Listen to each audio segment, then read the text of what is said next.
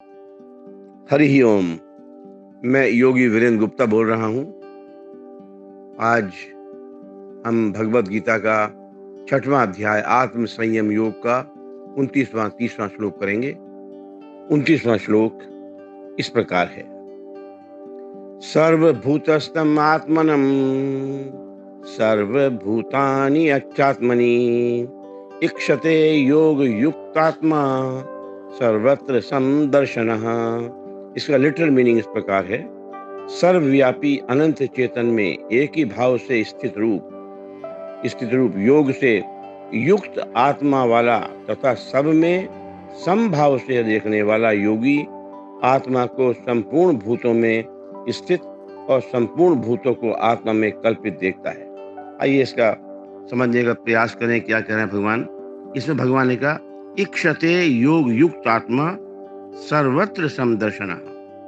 देखिए, एक स्त्री आभूषण पहने हुए है, नेकलेस है, बैंगल्स हैं सोने के, तो उस स्त्री के लिए तो ये अलग अलग आभूषण है, अलग अलग शरीर के अलग अलग अंगों के लिए, जगह के लिए।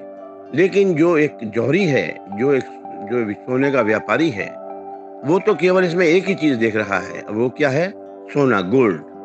गोल्ड के अलावा उसको कुछ दिखाई नहीं देता।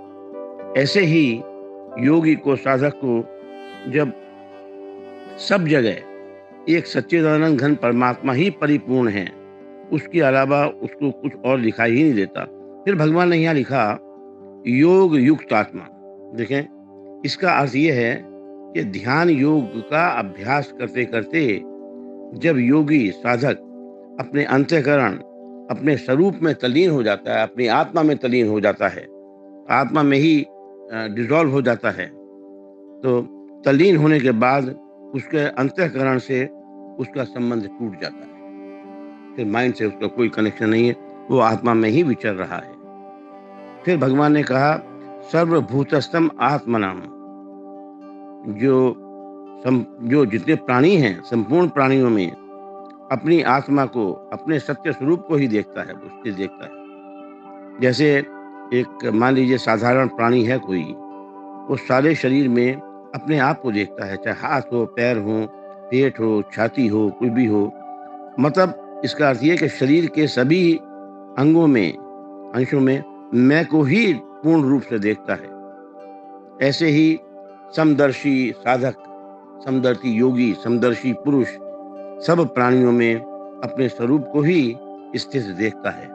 ये भगवान यहाँ कहना चाह रहे हैं। अब हम 30वां श्लोक लेते हैं।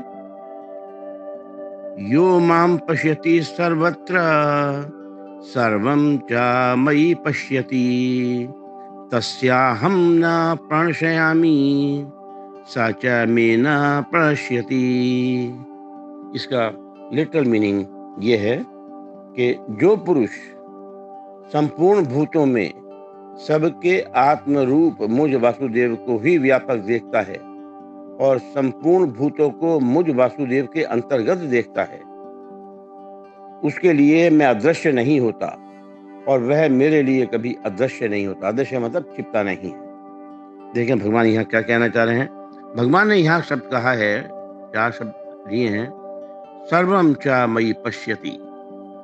देखिए, गीता का जब बैटल फील्ड में थे, अभी युद्ध शुरू नहीं हुआ था, तो भगवान उपदेश जब दे रहे थे, तो देते देते बाद में बीच अर्जुन ने इच्छा की कि मुझको आपका, उनसे प्रार्थना की भगवान से कि मुझे आपका विराट स्वरूप देखना है। भगवान वो एग्री कर गए। उन्होंने अपना विश्व रूप, विराट रूप दिखाते हुए कहते हैं कि देख, सारे जितने भी संसार के जानवर हैं, संसार के चराचर, जो चर हैं मतलब जो दिख रहे हैं, और जो अचर जो नहीं भी दिख रहे हैं, वो सब सारे संसार को तू मेरे एक अंश में देख। और अर्जुन ने ये देखा, और तो अर्जुन भी कहते हैं कि मैं आपके शरीर में संपूर्ण प्राणियों को देख रहा हूं। तो संजय ने भी कहा जब वो धृतराष्ट्र से कि अर्जुन के भगवान के शरीर में अर्जुन ने भगवान के शरीर में सारे संसार को देखा। फिर यहाँ भगवान ने कहा है तस्य हम न प्रणशयामि। देखिए भक्त साधक जब सब जगह भगवान कह रहे मुझे ही देखता है, जिधर देखूं उधर तू ही तू है, तो मैं उसे कैसे छिपूं, कहाँ छिपूं और क्यों छिपूं, किसके लिए छिपूं। इसलिए मैं उस भक्त के लिए कभी भी हाइड नहीं करता, अदृश्य नहीं होता और कभी नहीं रहता और बराबर निरंतर उसके सामने ही रहता हूँ। फिर भगवान ने कहा यहाँ स च मे न प्रणश्यति। इसका अर्थ समझने का प्रयास करें हम कि जब भक्त भगवान को सब जगह देखता है तो भगवान भी भक्त को सब जगह देखते हैं, क्योंकि भगवान का ये नियम है कि जो जिस प्रकार मेरी शरण लेते हैं मैं भी उसी प्रकार उनको आश्रय देता हूँ, ऐसा भगवान ने कहा है। देखिए साधक जो है, योगी जो है, पहले परमात्मा को दूर देखता है, फिर नजदीक देखता है, फिर अपने में देखता है और फिर केवल परमात्मा को ही देखता है। कर्म योगी परमात्मा को नजदीक देखता है, ज्ञान योगी परमात्मा को अपने में देखता है और भक्त योगी सब जगह परमात्मा को ही देखता है। तो यही है कि जिधर देखता हूँ, साधक के मन में पहले था जिधर देखता हूँ उधर तू ही तू है, लेकिन अब जब पता लग गया उसको कि ऐसा जिधर देखता हूँ उधर मैं ही मैं हूँ, क्योंकि वो भी वही आत्मा है, आत्मा और परमात्मा एक ही है, परमात्मा का अंश है आत्मा। तो इसी बात को ध्यान में रखते हुए साधक को, योगी को हर प्रकार से जिधर देखो परमात्मा ही दिखता है, परमात्मा ही परिपूर्ण है, परमात्मा के अलावा कुछ है ही नहीं। ये बिल्कुल निश्चय जानिए और इसको हम अब 31वां 32वां श्लोक करने का प्रयास करेंगे।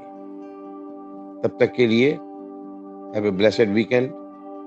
और आपके अंदर जो परमपिता परमात्मा बैठे हुए हैं उनको मैं हाथ जोड़कर प्रणाम करता हूँ पूरे भक्ति भाव से।